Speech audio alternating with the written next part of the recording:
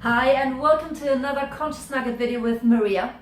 Today I want to speak to you about a talk I recently went to which really impressed me, and I thought I just have to share this. I just don't get around to the videos I actually need to do because stuff keeps happening where I go, I have to share this. Now, I went to this talk called Fighting Everyday Sexism a few days ago, which was put on by a company called Funzing. They've got great talks around the whole UK as well as other events. And they got Laura Bates on a stage, and the talk, as I said, was called Fighting Everyday Sexism. You might have heard of Laura Bates. A few years ago she became famous, before me too, because she actually came up and founded that Everyday Sexism project, which started out as just being a little website where women were sending in their experiences about everyday sexism, including sexual assault. And it snowballed into this big project where women from the whole world were sending her stuff, and she put it all into a book as well that came out 2014, Everyday Sexism. Okay, now she's done a lot of research with regards to this topic, and her talk was highly informative, very eloquently put together, very insightful and eye-opening, and I just thought I have to share some of the key messages that she portrayed on the day. So here we go. Number one is around the fact that sexist and predatory behaviors are so normalized, to the extent that women experiencing it don't even realize that it's the kind of behavior that they would have the right and be entitled to object to. She gave a few examples. So, for example, on public transport, she was once in a bus, I think it was, and the man next to her started to grope her, put his hand up her leg, and a lot of women would actually sort of freeze and not be able to say anything in the moment out of fear of creating a fuss, creating a scene. It's a public sphere, and they would just move away, get off the bus and get on with their day, accept it. Well, Laura in that moment actually spoke out and said, you stop groping me or something along those lines. And you know what happened? Nothing.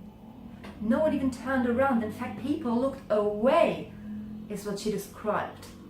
And of course, that sort of reaction and response only reinforces the normalization of that sort of behavior. So it's really interesting how she described that disconnect, that on the one hand you have so many women experiencing sexism every day, from wolf whistling on the street to not getting the job or promotion because they're in the maternity age bracket, to sexual harassment and sexual assault. And on the other hand, there is this feeling that in that moment when something like that happens, you feel embarrassed, you feel shame, and you just get on with it. And so many women don't tell anyone about these things. There's this lack of being able to describe it, lack of language, even though it's so prevalent and such an everyday thing for women. So I thought she put that forward quite eloquently. And this brings me to the second key point. You gotta name a problem to solve it. Whilst men obviously also experience sexual assault as well as the negative impact of gender stereotypes, sexism is a problem that still disproportionately affects women much more than men. And there has to be a way of being able to say that, making that visible, just those experiences by women every day. And we got to be able to acknowledge that, because unless we name it, as Laura pointed out, we cannot change that problem. And she rightly pointed out that just by having a conversation, we can make an impact in the first place. A third key point that Laura drew out really well is that men's issues are basically the other side of the same sexism coin. You don't have men's issues over here and women's issues over here, and we're fighting for attention for our issues at the expense of men's issues. it's not like that. They all come back down to the same thing: gender stereotypes. Okay, so for example, the high levels of suicide rates amongst men. Why is that? Well, because we are still enforcing an image of men that are strong and don't talk about the emotions, that just get on with things and push through, versus women that are much more able to discuss emotions, and because that's socially acceptable, you know. So there we've got a negative impact of the typical sexist roles that are allocated to the different genders. Or think about how sometimes people argue that actually women have got it really well nowadays, especially here in the Western world, in terms of things like custody. They even have an advantage over men. They get children much more often when it is, you know, in the courtroom. Well, again, how come, if that's a reality, that is the case? Well, it comes back down to women being portrayed and seen as nurturing and naturally inclined to bring children up better than men. That is sexism. That is the negative impact of the same gender stereotypes that feminists fight. Okay, so again, men's issues and women's issues aren't disconnected. They're the two different sides of the same coin. A fourth point that Laura made very clearly and very well is around how everything is interconnected. It's not all the same, but all is connected. Okay, so think about how some people go, yeah, but wolf whistling or comments on the street, that's not serious. They're just talking. They're not harming anyone with that. What we really should be focusing on is actual sexual assault, etc.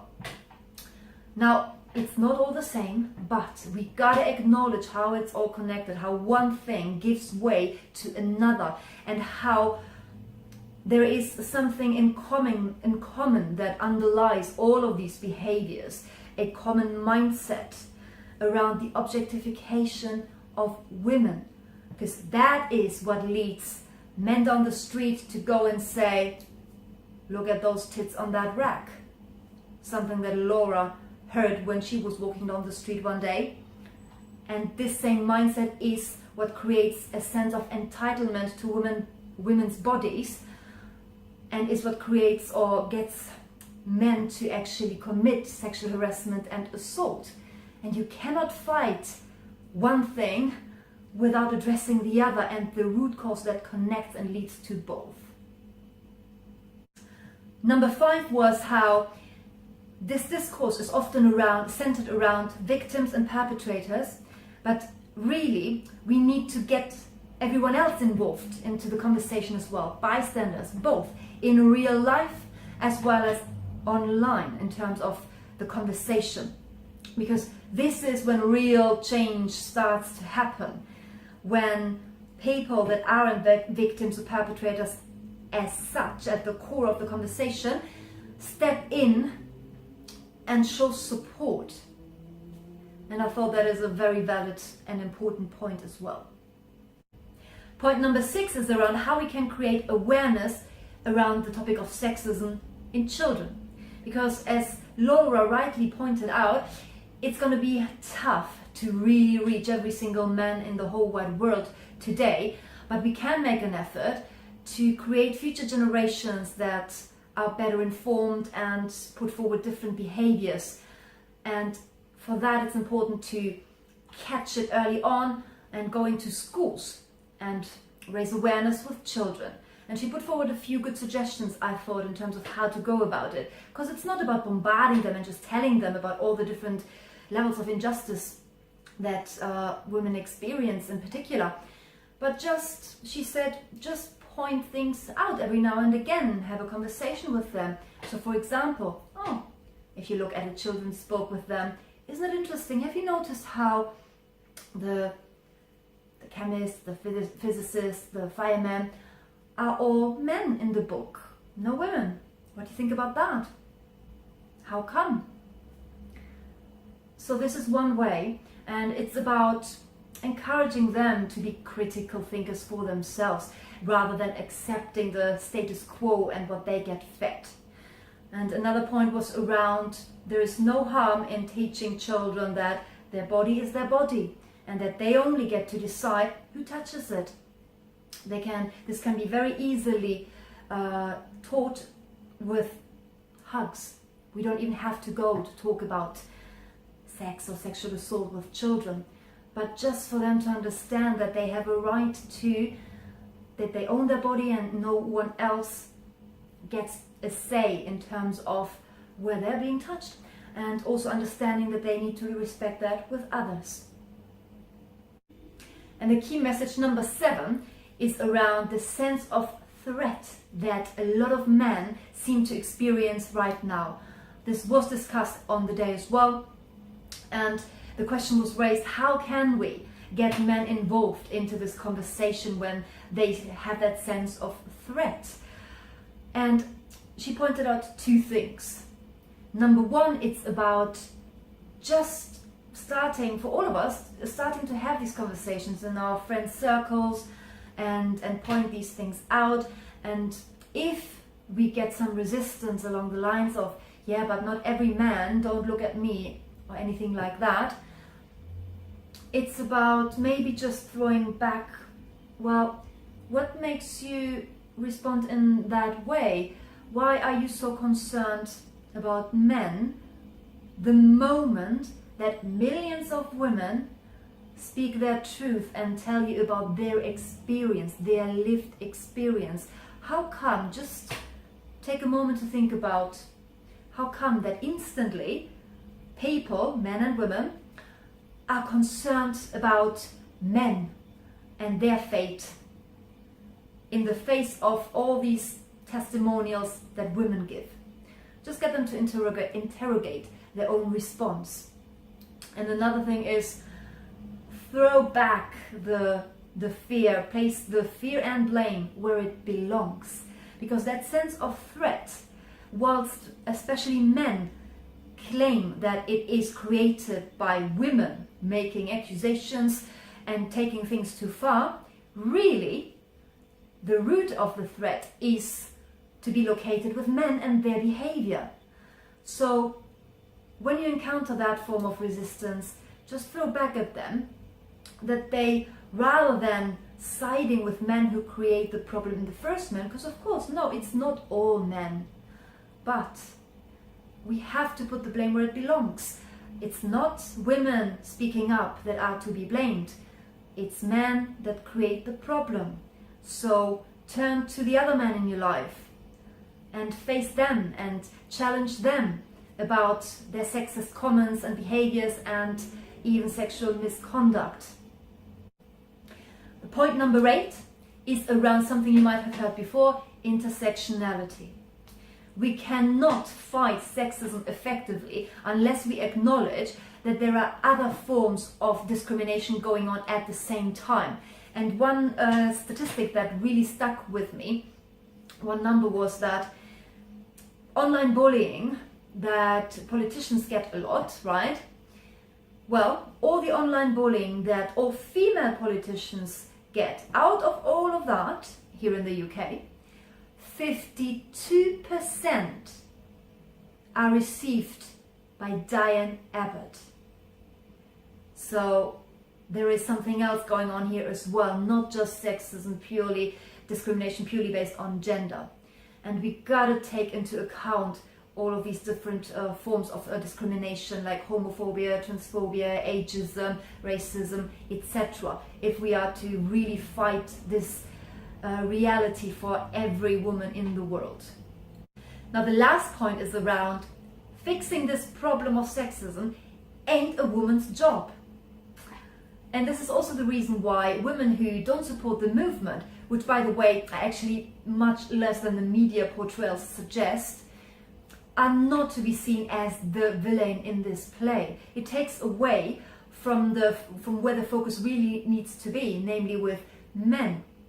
And it's actually a way of undermining the movement, because it's very attractive to portray the feminist community as divided.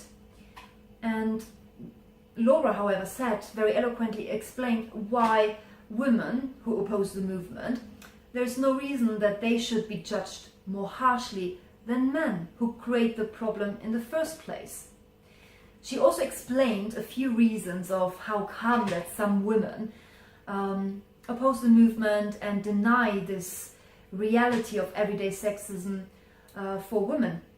So she talked about the internalization of sexism and internalizing the status quo, seeing it as normal and as even though you belong to the oppressed party. I mean, we see this going on right now with Kanye West and Trump as well. It is a thing. And that's just an explanation, not an excuse, because we all need to question ourselves and the status quo. And this also does come back to education. As women, we have a hard enough time as it is to just name the problem. But the main reason why fixing this problem ain't a woman's job is because the behaviors in question, the problematic behaviors in question, are executed by men. So it is on men to question their own behavior and challenge the behaviors of other men around them. Because the moment you go to a place where you say or you suggest that it's women who have to watch what they wear, who they go out with, etc., what they drink or don't drink, the moment you say these kind of things, you imply that there is a right and wrong way. You imply that there is a way, that there are behaviors that women need to put forward for bad things not to happen to them. And if it still happens, the logic then suggests that it must be your fault because you didn't take the necessary precautions, because you didn't behave in the way that you needed to. And we cannot go there anymore. This is just wrong. The onus needs to be on men's behavior. So if you found this rundown of Laura Bates' talk interesting and the key messages worth spreading, please like this video and share it and let me know in the comment section. I will also put a link to the Everyday Sexism website in the comment section so you can find out more about that. And if you want to know and hear more about, from conscious nuggets, please subscribe. I'll see you next time.